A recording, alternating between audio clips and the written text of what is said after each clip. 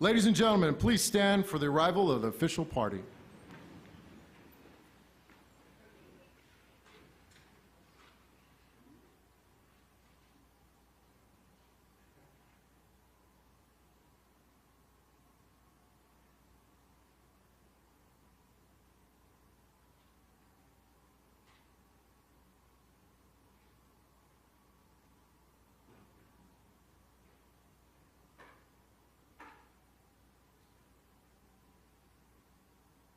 Ladies and gentlemen, please be seated.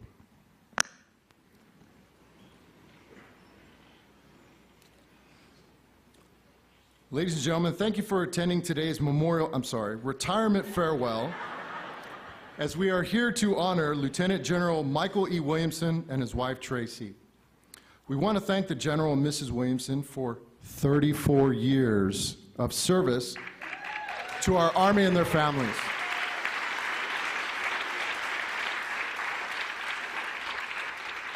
Now, I want to remind everyone that we are also here to have a good time saying goodbye to General Williamson. So we want to keep things light, no teary, sentimental walk down memory lane. Our Deputy Assistant Secretaries have asked for an opportunity to say goodbye to General Williamson, and now is their time. But before I introduce our distinguished guests, I'd like to address the elephant in the room. I know that we were all very, very, very sad, sir, when we heard about your Top Gun volleyball injury. But as you can see today, he has recovered quite well, and we asked how he made such a miraculous recovery. And so we got some footage from his assistant XO of the hard and grueling physical therapy sessions that he's had. And so we were able to catch one of the very last sessions. So at this time, can we roll the tape?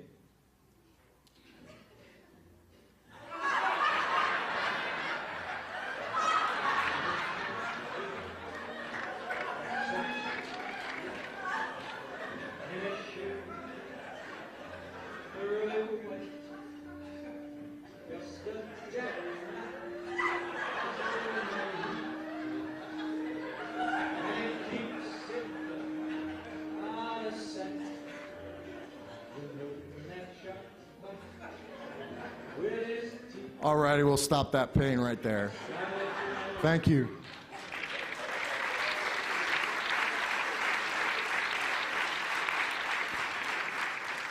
Ladies and gentlemen, at this time, please join me in recognizing our distinguished guests. And although they need no introduction, our guests of honor, General Williamson and his lovely wife, Tracy.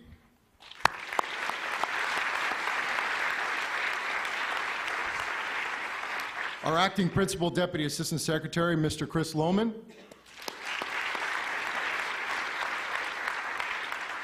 And finally, our host for today's event, the Acting Assistant Secretary of the Army for Acquisition, Logistics, and Technology, and the Army Acquisition Executive, Ms. Steffanie Easter. Ladies and gentlemen, please welcome Ms. Steffanie Easter.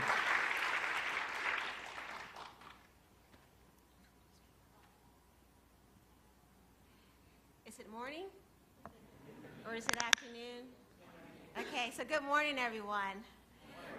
It's an honor to have the opportunity to host this event as we say farewell to General Williamson. I know I've been given strict orders by Patty on what to do, but I'm going to deviate just a little bit. First, I just want to, on a more serious note, Tracy, thank you so much for being here. We all know, everybody knows that being the wife of, or the spouse of a military member is probably one of the hardest jobs in the world. And those of us who know General Williamson knows that her job, Mrs. Williamson's job is extra hard, right? Because she has to not only do all the things that all the other military spouses does, but she has to keep a special eye on him. I mean, like you saw on the treadmill there, right? Somebody's got to keep him in track.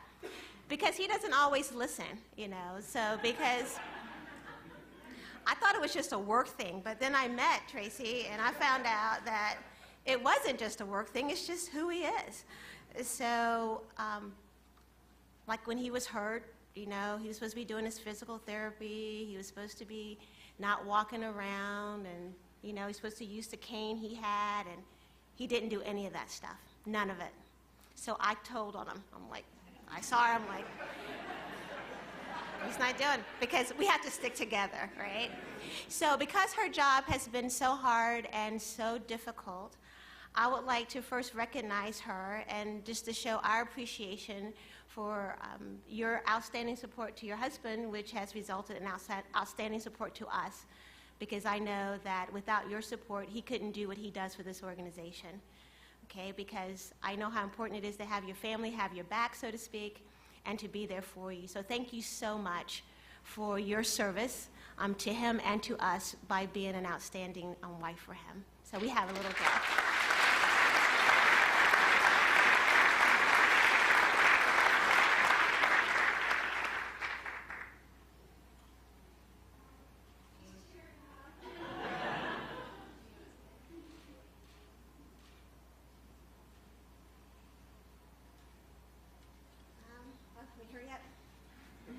I have other gifts for General Williamson, but I'm going to wait. First, I'm going to have my remarks.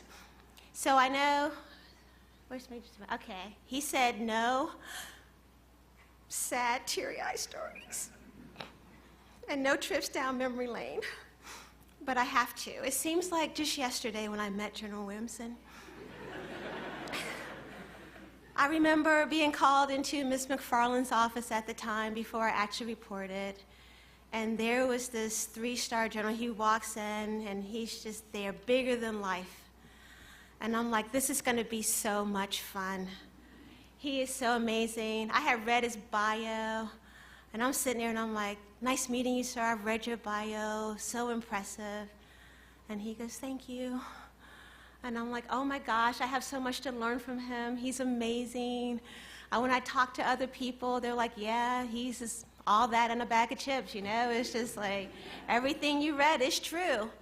So what the General Williamson that I saw was bigger than life. Okay, so then I got to work with him. And he knew, no, it was okay. You still... Again, he knew so much. Everything about Army, everything about acquisition. He was very patient with me. He shared his knowledge about the Army. He shared his knowledge about the building. He shared his knowledge about the types of equipment that we buy. And it was just, seriously though, I could not have come up to speed as quickly as I have without his support. Again, bigger than life. And not just in statue, because there's been a couple times at the all hands I've stood next to him and I met someone afterwards who's like, oh, you're a little taller than I thought. And I'm like, what do you mean? And like, yeah, and this was at Picatinny. They're like, well, we saw you on the VTC with General Williamson and you look so short. And I'm like, no, he's just a little taller, that's all. But he's bigger than life. But you know, we all have people that we put on these pedestals, and we have those moments and we realize that they may be human. And that moment happened on the volleyball court. You know, General Williamson was out there, he was spiking balls, he was defending the front line, he was, you know, I think we were up on the score. For those of you who weren't there, just work with me, okay? All right, so we were winning. We had it all going, and he's on the front line, and he's in the back, like he was on that treadmill, front line, back line, midline, spiking, all over the place. So I'm over eating a hamburger, okay? So then I hear, there's an issue. And I'm like, no, it can't be. It can't be. Like, the general's down. I'm like, no, it can't be. So all the exos start squirring around, you know, and everything starts happening so quickly. And I'm like, no, my hero, my bigger than life, the person that I've looked up to ever since I came in the Army, how could this be? So, sir, you're still my hero and you're still bigger than life. But just as a little memorial, to let you know, when you get home and Tracy has you doing all these things, and you forget that, oh, I'm sorry, I got it. Okay. So when you're home and Tracy has you doing all these things and, you know, you don't want to listen to her because you're bigger than life, we just have a little memorial for you here to help you remember that even though you are bigger than life to all of us, and we think the world of you, it was very good to know that you were human. So we have the game ball.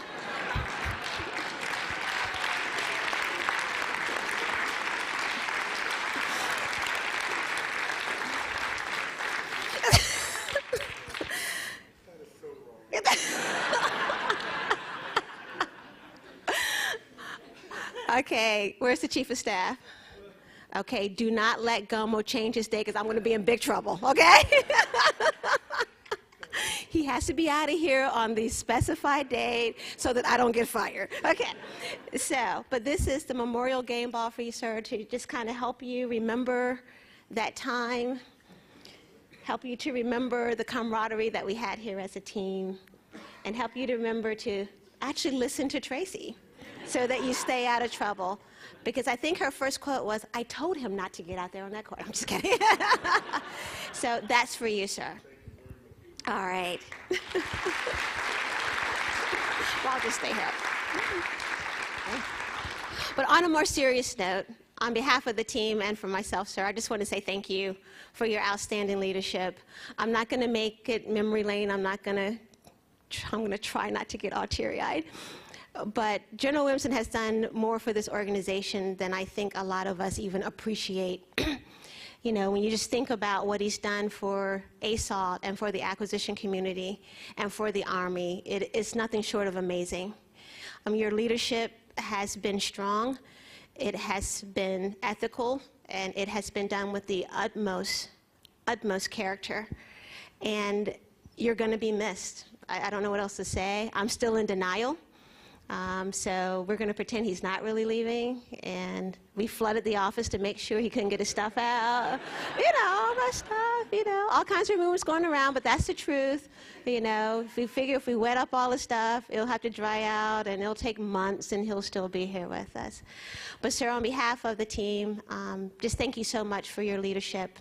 It's been an extreme pleasure having an opportunity to work with you and to learn so much from you. I know I was joking, but you will always be bigger than life for me. Okay.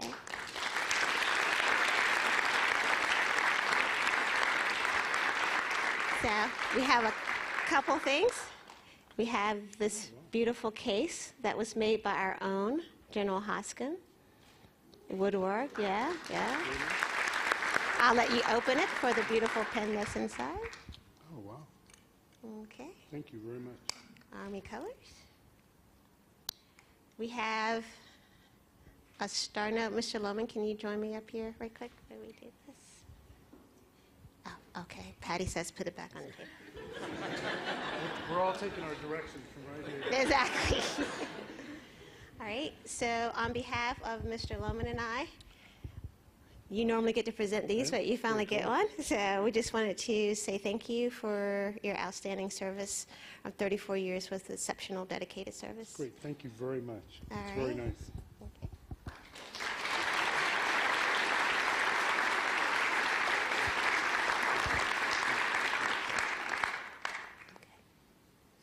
I'm good. Okay, you can sit down. All right, I'll take this one. Okay.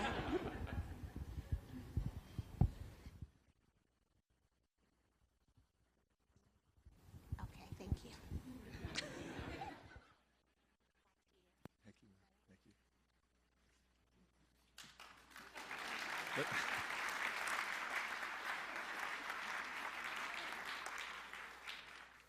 Thank you, Ms. Easter. At this time, we have a special presentation by Colonel Clark, the Chief of Acquisition Management of the Army National Guard. Colonel Clark.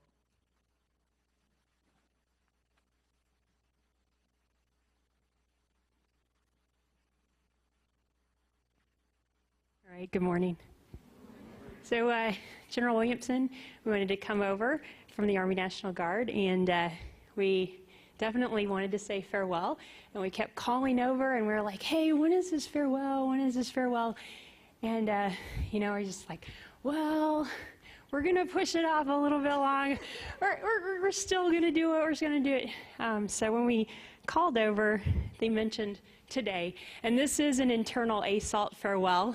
and National Guard is crashing the party because we're not going to get another chance to say goodbye. So we wanted to come over.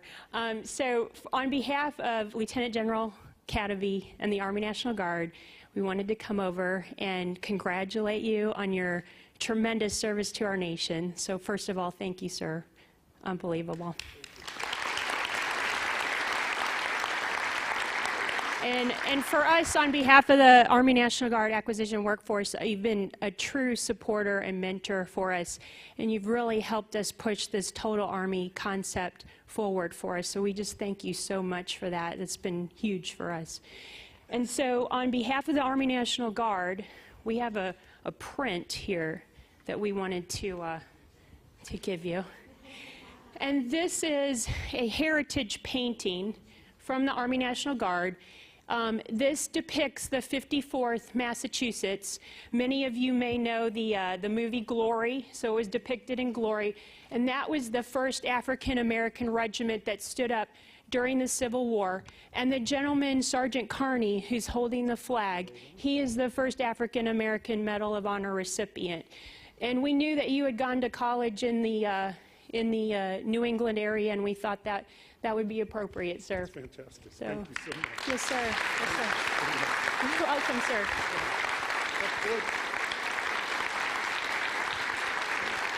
And we have one more memento, and I'll have Major Wilds here get that out for us quickly. So this is a book on the Army National Guard, Why We Serve. And in the front here, we've got it tagged so we can be quick. Let me get it. We've got a personal congratulations from General Cadavy for your service, sir. And just to remind you that there's National Guardsmen out there all over in the 54 states and territories serving, and to include one of our own here in ASALT, and I wanted to show that to you as well. And this is Major Hawkins, who works in the logistics branch, and so yes, that's Lewis Hawkins up there. So. You're like a movie star. That's like a full-page ad. That's pretty impressive. So yes, sir, thank you so much, Thank you and so much. giving us the chance to come out today, and Yeah, thank you you. for And doing this, and thank you for all the work you're doing. yes, sir, Thank thank you. you. Thanks.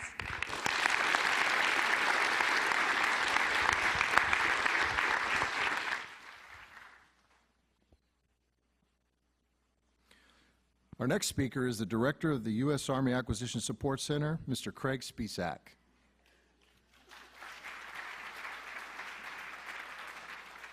Thank you, thank you. Acquisition Support Center, can I get a shout out here? Where's my team? There it is.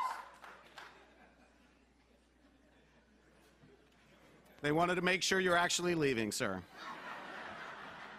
Show up en masse, they said. Well, it's a true pleasure to be here.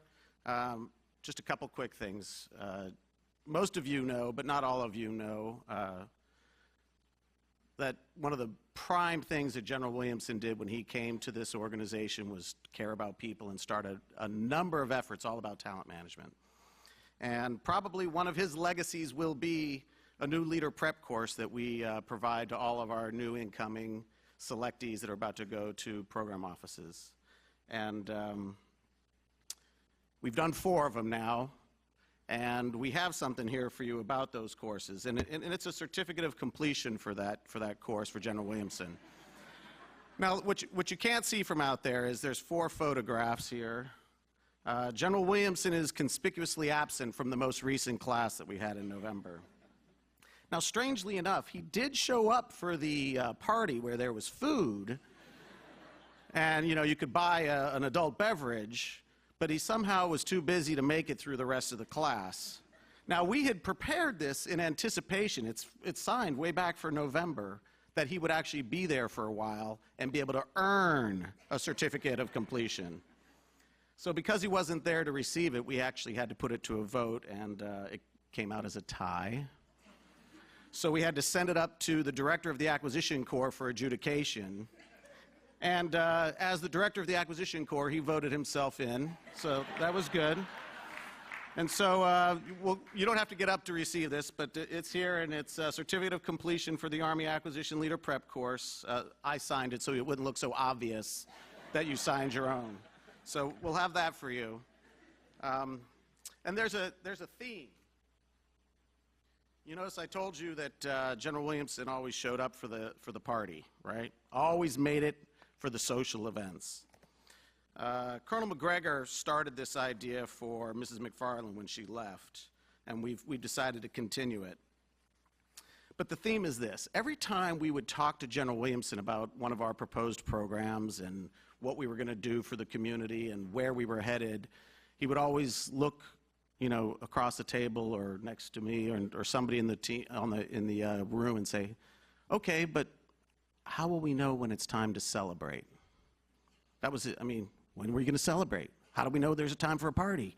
I didn't know at the time that he literally wanted to celebrate. I thought he was just saying, what are your metrics for success? But it really was, when will the party be? So Tracy, now that he's going to be home a little bit more, I do suggest you keep an eye on the bar. But, sir, for you, as we did for Mrs. McFarland, we got you a Yeti. It's engraved with the Acquisition Corps logo. It has your name and tenure, but the final thing on here says, "It's time to celebrate." So for you, it is time to celebrate.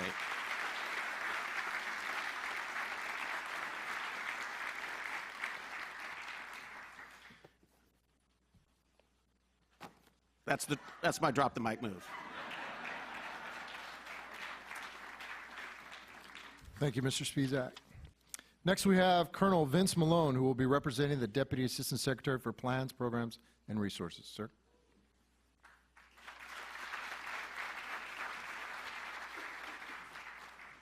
Sir, generally, people don't give me this opportunity to talk in public for good reason.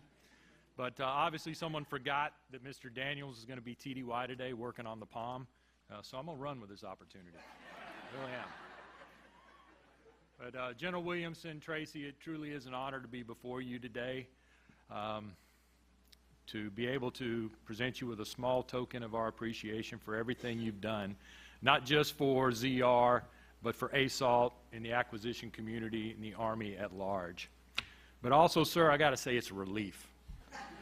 Because as I'm, not that you're leaving, sir, but something else.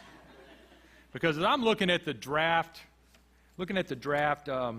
program last night, I looked on there and it said award presentation and roast. I said, oh great, no one told me about a roast. And when you got a chicken on your chest, nothing is more exciting, more adventurous, and potentially more terminating than to get up and publicly poke fun at your boss, especially your 3-star boss. So it was a relief that that was not on the agenda. But as I thought about it, sir, I would not poke any fun at you. And how could I, after what you did for ZR? You solved a problem that collectively the entire ZR team could not figure out, to include Mr. Daniels. How do we get a big screen in the ZR movie theater? Sir, I was not going to tell that story. That tale is safe with me, but I was afraid someone else was going to grab it and run with it. So I'm relieved that that is not going to happen, at least today. But what I do want to do, sir, is provide you with a small going-away gift from the ZR team for everything you've done with us, for us, to include that big screen. And sir, that was such a special thing you did for us. The entire team got together and said, how can we reciprocate? How can we do something really special for General Williamson? And as they got together, they came up with a great idea. We will get General Williamson a box. He would love a box in his retirement.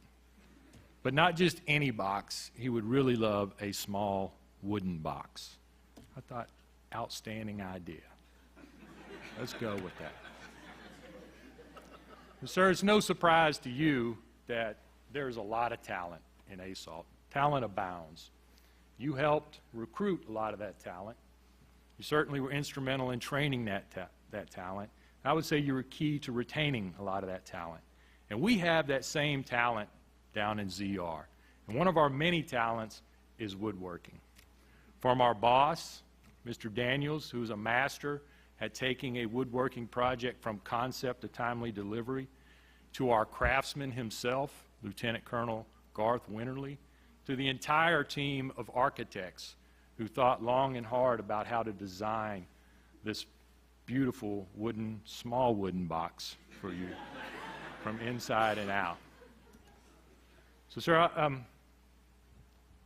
I got to go over and take a look at this box, because as your resource managers, we could have gone out and we could have purchased the wood to make this box, this homemade wooden box for you. But because we are good stewards of resources, your box is made out of recycled wood. Pallet wood, no less. The ZR team combed the stockyards at Fort Belvoir, even dove some dumpsters to come up with this pallet wood for you, and especially since the architects of this going away gift, the small wooden box, decided it needed to be made of oak.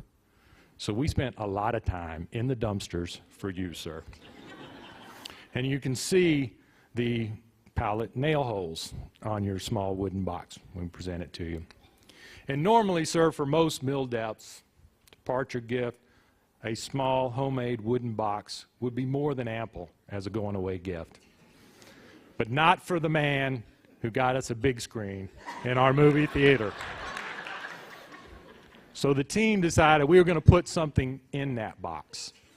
So we went to our concession stand in our ZR movie theater.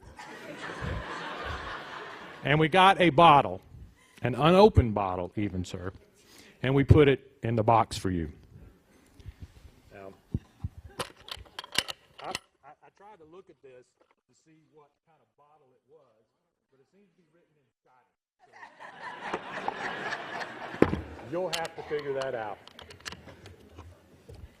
But, sir, honestly, truly, we do hope that in your retirement, you'll have time to get this box out and open it up and partake of some of the contents of the box as you reflect.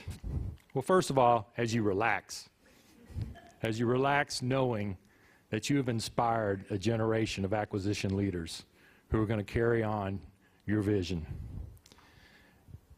And reflect upon everything that you've accomplished, not only in the Army, but in the acquisition community and for ASALT. And reflect upon the many friendships and acquaintances you've built along the way and the lives you've touched. Even Mark, sir, wherever he is, he's not a bad guy.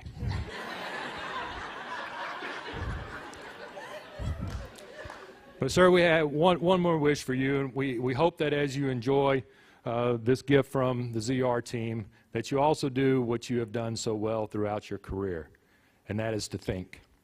And perhaps somewhat selfishly, we need an answer on how we get stadium seating down in our ZR theater. So, sir,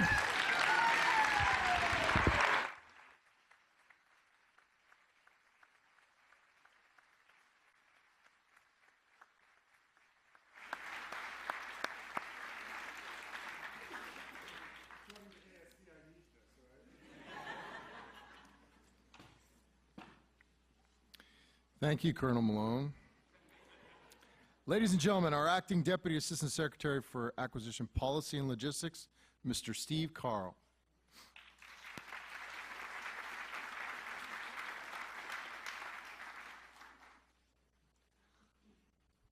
Good morning, sir.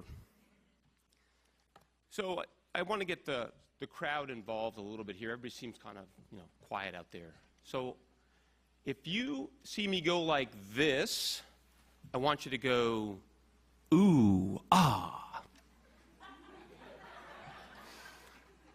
Okay, so let's try this once. Ooh, ah. That's good. That's good.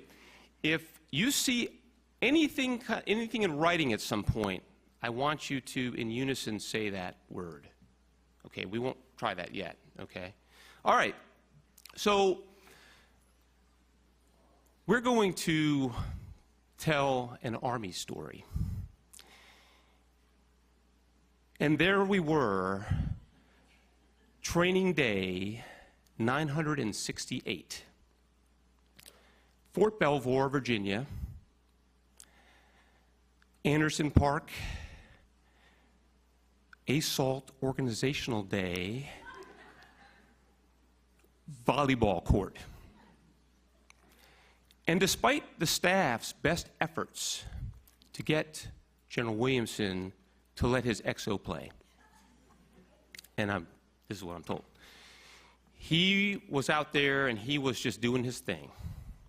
And then, at some point, he went up to the net because this one person that I know, I won't say who it was, hit the ball really hard, and he went up to get it. And at that point, it was a sound. Mr. Carl, I've got an urgent suspense for you right now. Dave, I'm in the process of telling a story. What are you doing? We need to have you see this right now, sir. Oh my gosh. I'm sorry, folks. Hang on a second. This is one of these acting things I got to do. I'm very good at acting. Gosh. I can't believe it. Dave, what's wrong? Hey, this is what I got. We have to take care of this right now, sir. Oh my gosh. Sir, you won't believe this. There's a letter here, and it's just in this urgent package that just came in, and it's fortuitous that you're here because this letter is addressed to you. Dear General Williamson, I'm going to read it. I am writing to you from Bot Island in hopes that you can help us resolve our problem.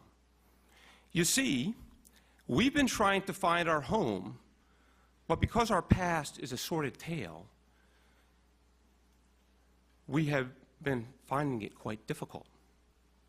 I'm not sure where to begin, but I'll start by telling you that in the beginning, during our initial production days, we belonged to the famous Program Executive Office for Ground Combat Systems in the Joint Robotics Office in Huntsville, Alabama.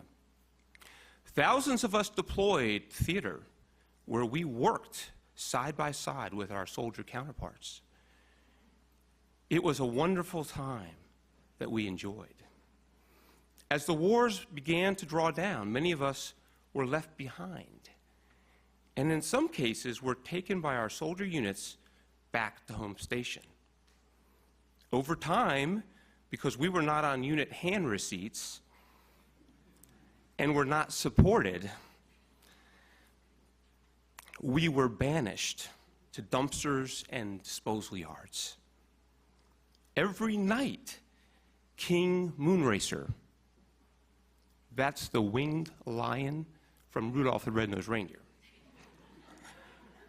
he would fly around the globe and rescue us to taking us back to Bot Island, where we all operate today.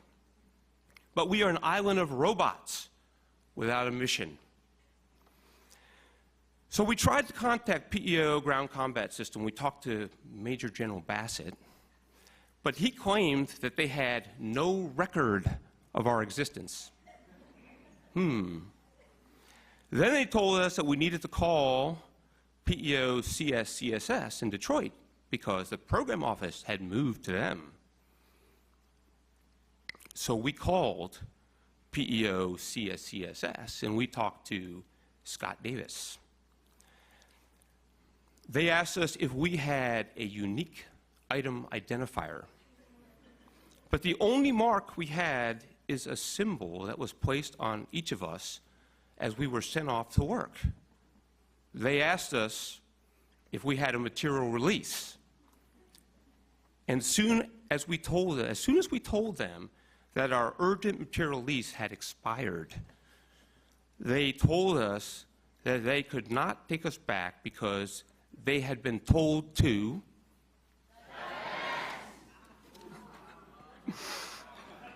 Very good. As a result, we began a search of the internet, looking for the symbol that is stamped on every one of us.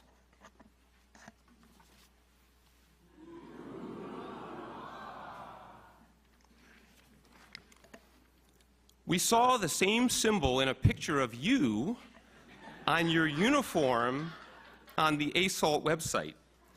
Therefore, we deduced that you must be the creator.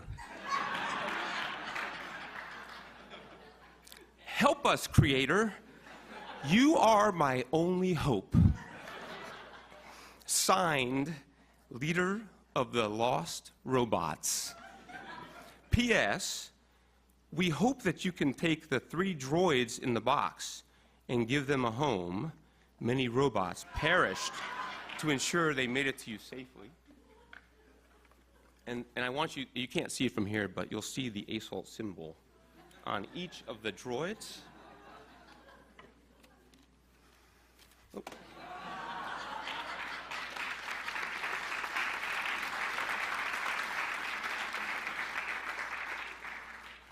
Let me grab this real quick. Hello? Okay, good. So, sir, we are going to miss you greatly. This actually is another gift. It's, you know, not as nice as maybe the box. Okay. But I do want to say on behalf of all the soldiers and civilians of APL, we want to say thank you very much. It's been a privilege and an honor to serve with you, sir. Thank you very much. And we want to give you this. And you should open it now, sir.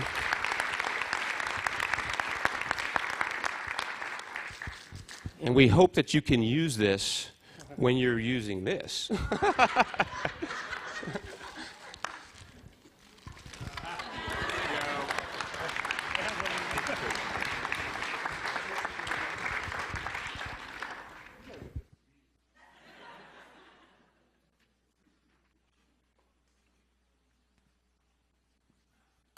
Thank you, Mr. Carl.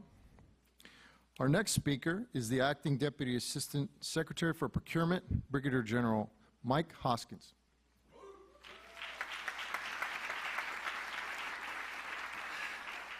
Sir, ma'am, Tracy, it's my honor to serve with you. About 4.5, 5 years ago, I was on the Joint Staff, J4.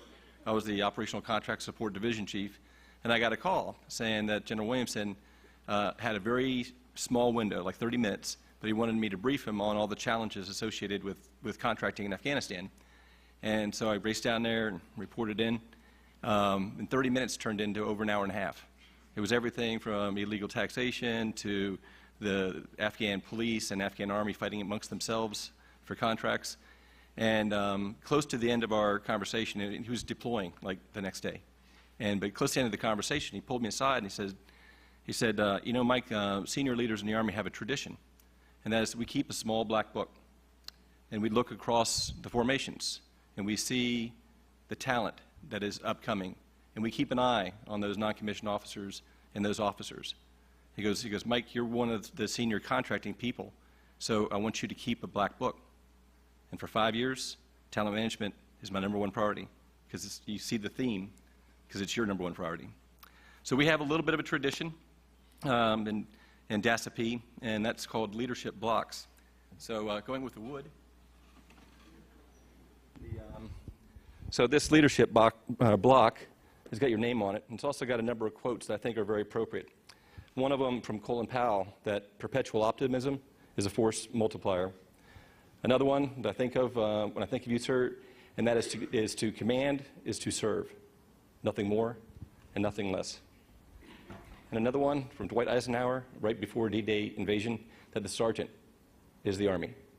So, sir, we'd like to present this leadership block to you, sir. Thank you very much. That's fantastic. And we were just talking just a couple of days ago, and it turns out that General Williamson and Tracy, and also my wife Debbie and I, we have something in common, that we have 31 years of marriage. And it's hard on a spouse So Tracy, this is a kind of a leadership. It's called a prayer block. You're welcome. Thank you so much. So on behalf of DASP, thank you for your leadership. Thank you very much, Yes, sir. Michael. I appreciate it. Cool.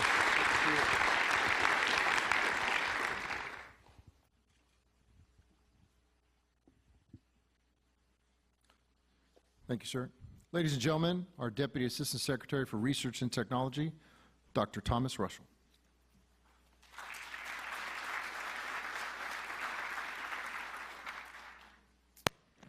Well, sir, it's been a pleasure. I didn't know I was making comments, remarks, or roasting until I walked in the door. So what I thought I'd start off with is, I don't know if you remember, but the first time we actually met was at a DARPA exchange with the Army. We sat next to each other at the table. I said a few words, and then you ignored me the rest of the time. Well, I don't know if you're mad, but you didn't say much else to me after I said something. In fact, as I ran into you a couple times at AUSA and other places, and you just kind of like avoided me. And then one day, I'm in the airport, and I get this phone call from you, and I think Mary Miller had set it up, and and you were asking me about my interest in coming to DAS R&T, and as I was getting ready to board the plane to, I don't remember where I was going, down at National. And we had that conversation, told you I was interested in coming down and seeing what it was like to be here at ASALT. And of course, that took us many months after that conversation as well before we could figure out how to make that happen. And then finally, in December, I came on board. And so it's been a short time since we've actually been working together, and I've actually really enjoyed it. And I tried to talk to my staff about, what kind of a gift could we give you to, kind of remember DAS R&T, and actually talk to Mary, and she wasn't much help either, by the way. And then I realized what it really should be is something that means a lot to me, right? It shouldn't really be about what my staff, They said, well, we could get them a laser. I said, well, we can't do that. And then I found out General Hodgkins has one at home. I said, well, maybe we could. Right? And I said, well, what really means a lot to me? And then my wife bought me a new lanyard at Christmas. Right? And I don't know if you know this, but I have this big Bengals flag hanging in my office now today. That's the new symbol of DAS R&T, by the way. That's our colors, the Bengals flag. So what I really thought I'd do is I would actually pass on this lanyard, which might not seem like much. Might not seem like much, but see, the thing is that when my wife gave me a new one, I didn't know what to do with it. And then I realized that, now that you're moving into the civilian world, you don't have a lanyard to put your badge on a regular basis. And maybe you won't even have one at home, but maybe Tracy can give you one so you can kind of swipe in and stuff. So I just wanted to pass this along, and maybe you could turn into a Bengals fan like me, because there's only one in the building so far. So here, I want to knight you with this.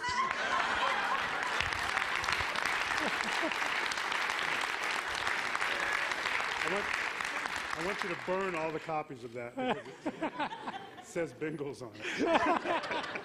Thank you very much. Thank you very Tom. much.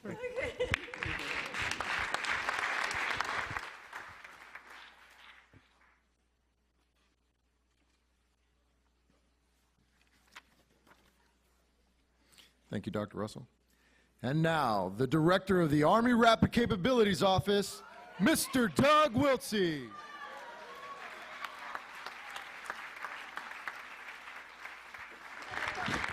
Now, I am going to disappoint, because usually when this happens, it's not a PG audience. So we'll save that for another time. So the first thing I want to say is, just want everyone to know that there is a 15-6 investigation being done at Fort Belvoir. The garrison commander lost his oak desk. I wonder where it went. Not sure. Not sure, but there is some investigating going on. Second, sir, I got to apologize for all these terrible comments about that event that occurred out at Fort Belvoir. And I want to thank you. Quite frankly, I do. And there's a couple of reasons. One, when the event occurred, I was sitting at a picnic table with Neil Thurgood talking about missile ballistics. Thank you for getting me out of that.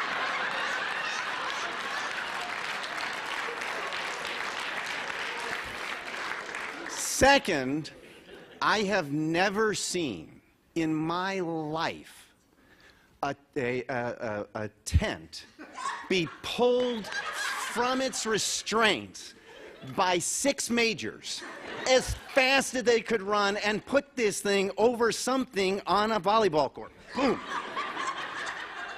So my eyes go up and go, this is good.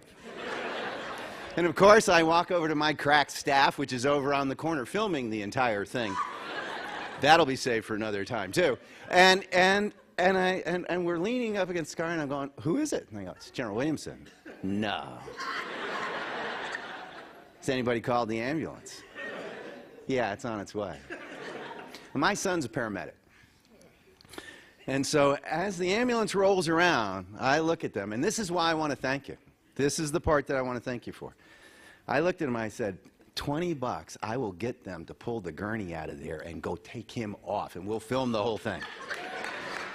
I didn't have to pay them. These guys realized who it was. They whipped that thing out there. And there is film, just so you know. So that was really fun. So the other thing I wanted to thank you for in public was the opportunity to work with Major Marco Cervantes. As we formed this office, the first person, the plank owner that was that for the Rapid Capability Office was Major Cervantes. And here's how that conversation went. I'm done with him. Take him. Get him out of here.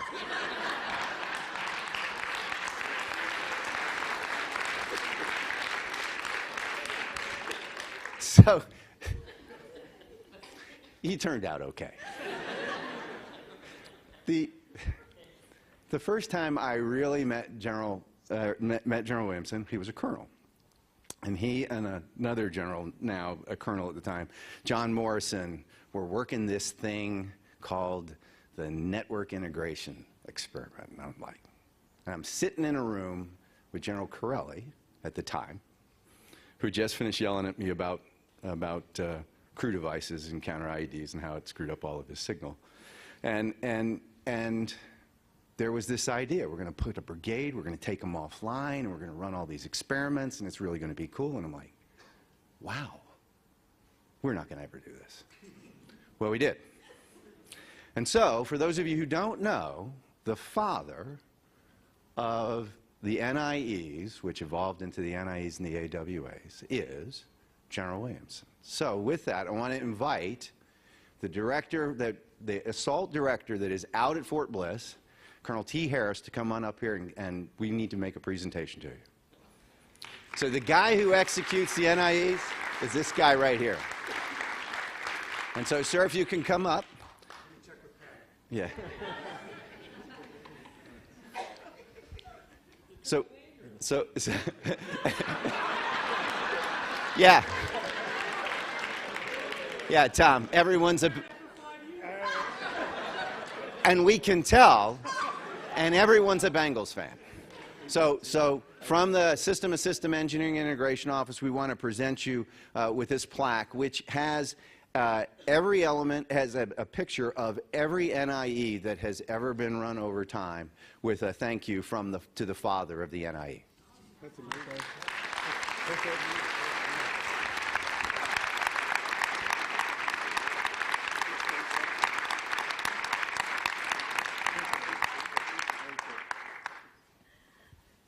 With that, we're done.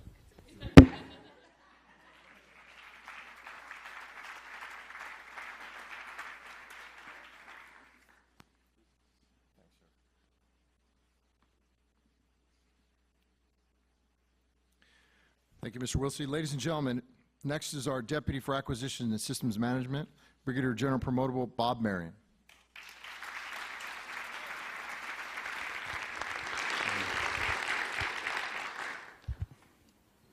Still morning. Well, good morning, sir. And on behalf of all the soldiers and the civilians and the contractors in ZS, we just want to say thanks to everything you've done for our nation, for our Army, for the Acquisition Corps, and specifically every person and every life that you've touched during your 34 years in the Army. When you think back about all of the accomplishments you've had at all levels of command and staff, they're probably all great things that units have done, but I have to think that you think back and you remember the people.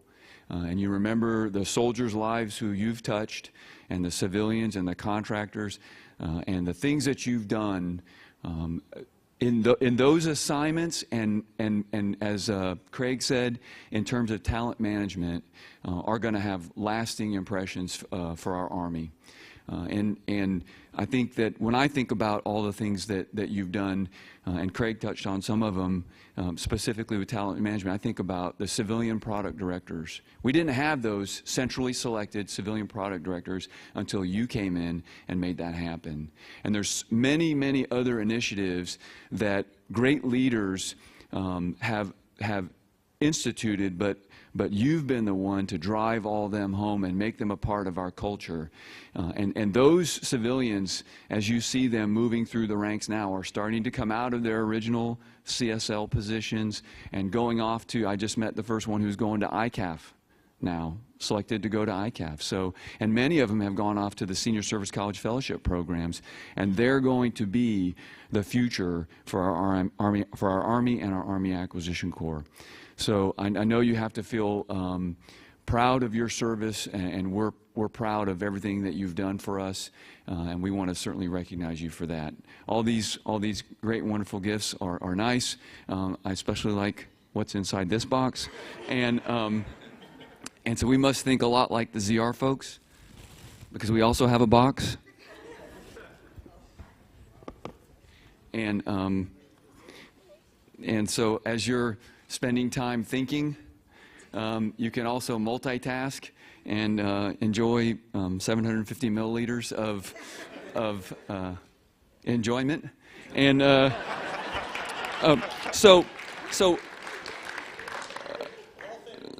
I got a little bit of grief. I won't say from who, Patty, about maybe presenting this. So it's just a box.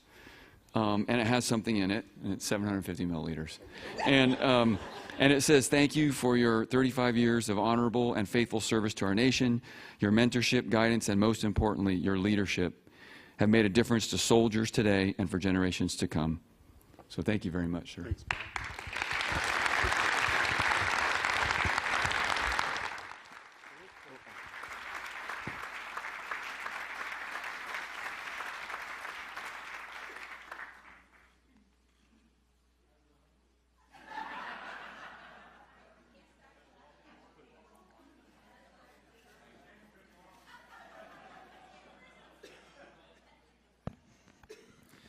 Thank you, General Marion. Ladies and gentlemen, our guest of honor, Lieutenant General Michael E. Williamson. Sir.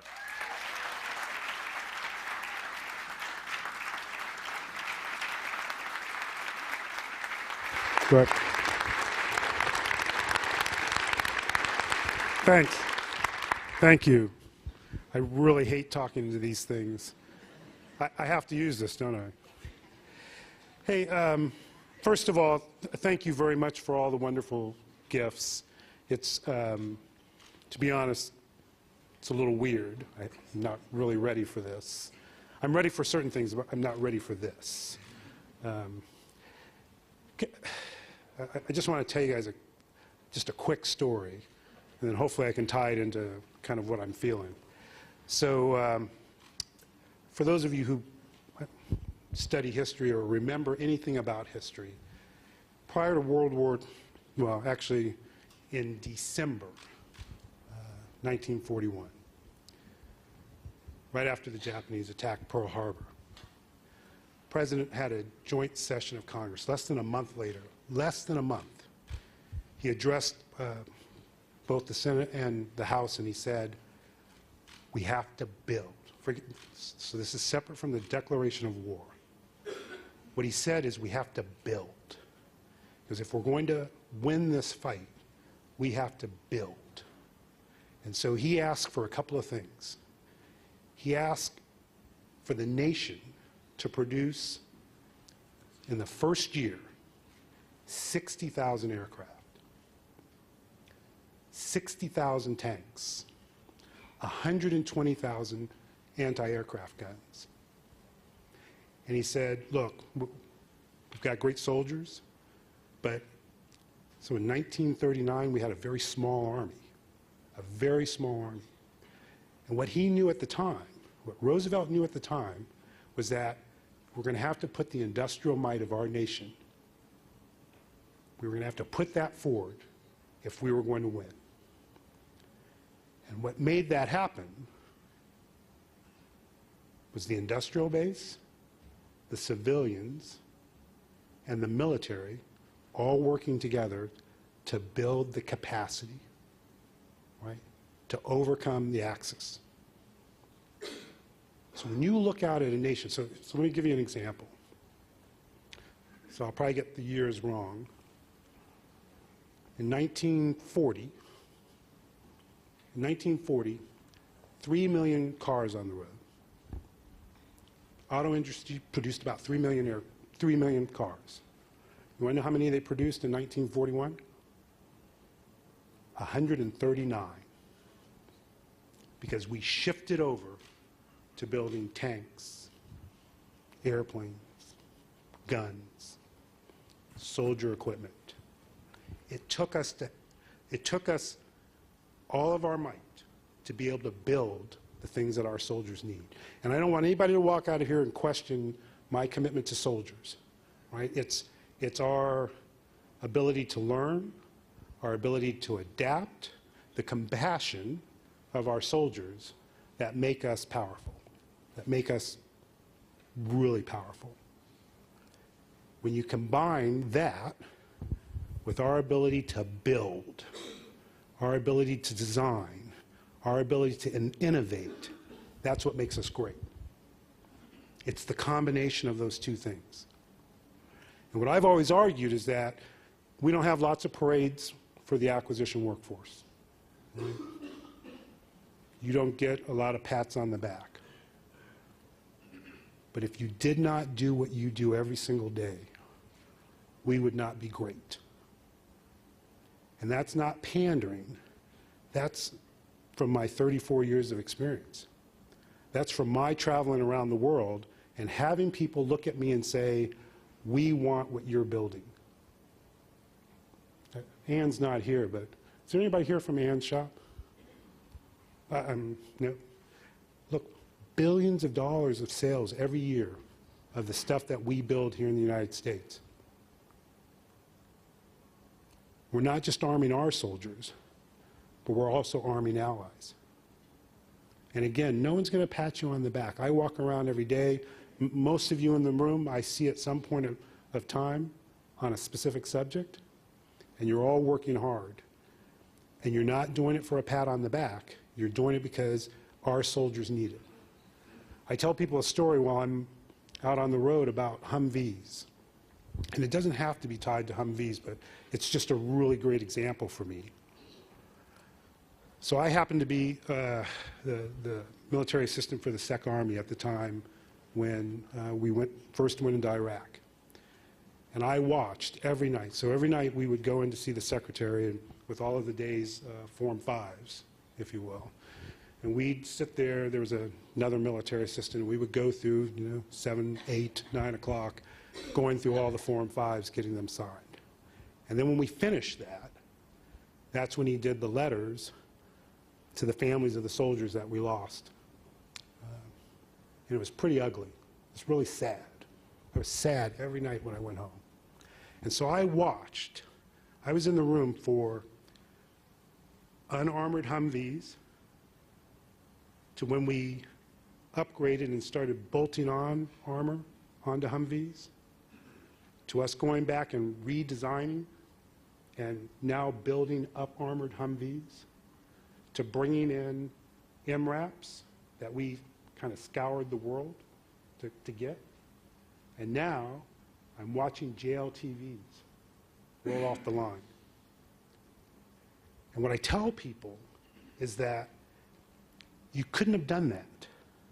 You could not have done that without acquisition professionals who have relationships with our industry partners, who understand contracting, who understand money, who understand design, who understand production, who understand fielding. You can't get there. And people always want to talk to me about money. Money's interesting. But Congress, the American people, have always demonstrated to us that when we need money, they'll give it to us. So this isn't about money. This is about the ability to go along that journey. And what I tell people, it's about time. It's about time. It's not about money. It's about time. And why time is so important is because if you start at this journey and end up here, there are soldiers who have been wounded and killed while they wait for the next capability. And so your value, what you guys do every day, has to do with making sure soldiers can accomplish their mission and come home. That's it. That's why we exist. There's a lot of process stuff out there. There's a lot of people who talk about acquisition reform and all the other things. And what I would tell you, it's about time. What's our ability? What's our capacity to be able to react to a change in the environment, have the relationships, have the processes, have the capability to go from here to here? And so, look, you're not going to get that parade. You're going to read in the paper where someone says you're too slow or you're not doing this, you're not doing that. But at the end of the day, at the start of the day, and then at the end of the day, if you can look back and say, I'm doing this because it gets a capability to soldiers out in the field, then you have been successful. And everything else is interesting, but that should be your yardstick. And all I really wanted to do today is thank you for what you guys do every day. It's nice that people talk about the talent management piece. I appreciate it. But here's what I discovered. 3 years ago, I came into this job, and I, quite frankly, because I've never done this job before, I came here to be a super PM. I came here to be a super PEO, right? I was going to fix all those things that I had done badly as a PM and as a PEO. And then after being here a short period of time, I realized that, one, that's not what you pay me for, and two, I wasn't that good at it. But here's what I finally realized. What I realized is it's not necessarily about the thing that we're building today. It's about our capacity to build what's needed and have the ability to do that very quickly when it turns out that we may have made a mistake, the enemy gets a vote, they're doing something different, and we have to react to it. And the only way to do that is to have the right people with the right training, with the right education, and the right experience. That's it. There is no rocket science here. My belief is that if you have the right people, it doesn't matter what the problem is. You are going to solve that. That's why I made that investment. Yes, I'm absolutely interested in programs, and I will ask you hard questions about programs. But what really matters to me is that the next time we have an issue, do we have the people with the capacity, the ability, the talent, the brains, the experience to fix the problem? Because we are going to have another IED moment. We are going to have it. People use words like asymmetrical warfare, and I look at them like they're friggin' idiots because, quite frankly, to me, all warfare is asymmetric. Right? It doesn't make any sense to me. They are going to attack what is a perceived weakness for us, and we have to be able to react to that. So I really appreciate everything that you do every single day. It has been a huge honor for me because I get to come to work every day and see the things you guys do, right? Some of you still a little work in progress, Cervantes.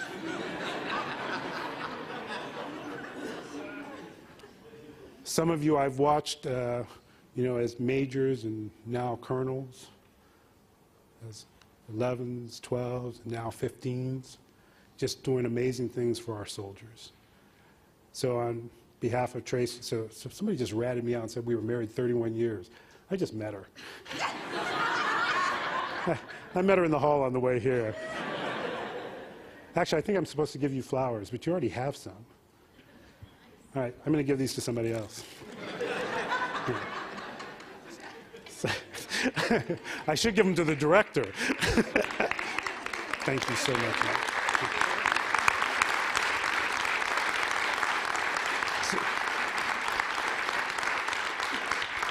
So on the Form 5s where there's all these signatures on it? So the one that's not on there is Tracy. So there's sometimes where I'll get a packet or something and I'll go, I'll sign this tomorrow. And I'll go home and I'll just start talking about stuff to her. And the good news is she just looks at me, she listens, right? Which is something sometimes I just have to say things out loud to believe them. So sometimes I just have to say some things out loud just to see if my reasoning's there. And she's been a great teammate and coach. I really appreciate everything you do. And the fact that you've raised our now 13-year-old, thank you.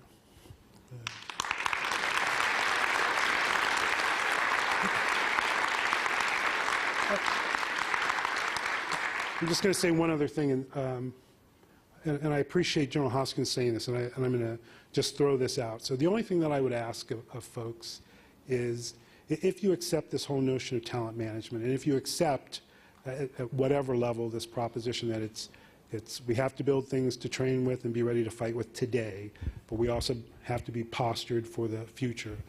It doesn't matter what position you're in today. What you have to think about is how do you make sure that you're helping to prepare people who are going to follow you, right? Doesn't matter. Doesn't matter what level you're at or what job you're in. You have to keep asking yourself questions, right? Is there something else that you can do? Is there someone else who should know about this? Which is something that I think Ms. Easter says that really makes a lot of sense for an organization like ours, is there someone else who should know what you know, right? What makes us powerful is the collective brain here, right? So the only thing I would ask you to do is keep sharing, keep growing, and thank you for giving me the privilege and the honor of serving with you. Okay? Thank you.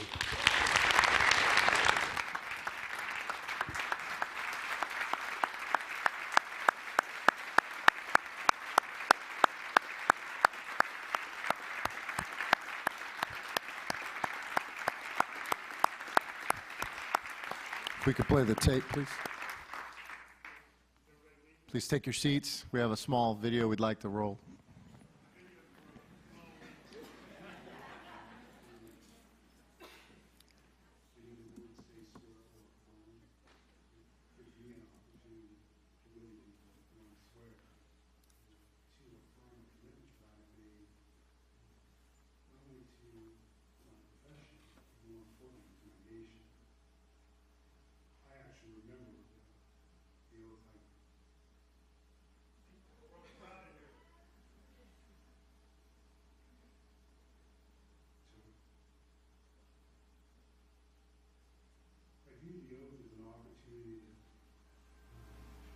I know the words say swear or affirm.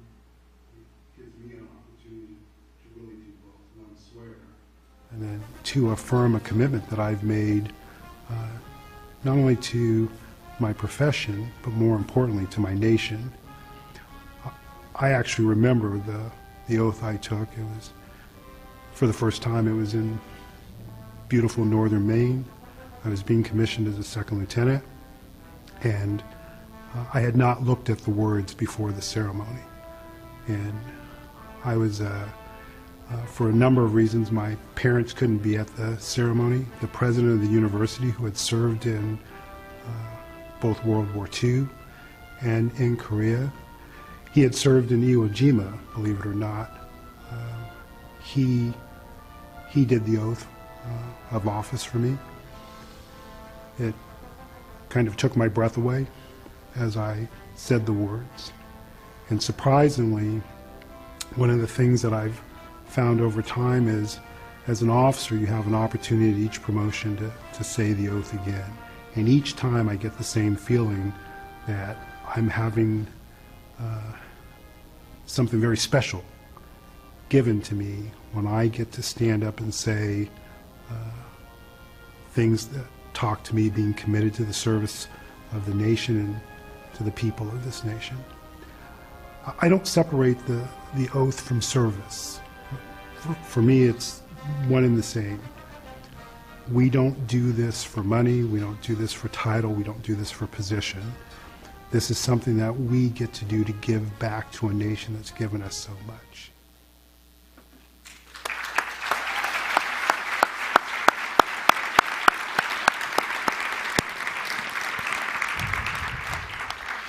Please join me for a last round of applause for the planning team, headed by Colonel Mark Schreiber, including Charlie Gulak, Carl Donison, and Mitch Colson, for organizing today's event.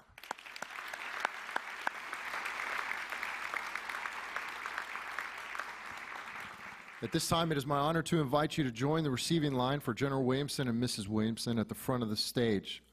Thank you for attending today's ceremony, and in honor of General Williamson and Mrs. Williamson, you are all invited to enjoy pizza and refreshments in the ASALT Conference Room, 2 Echo 533.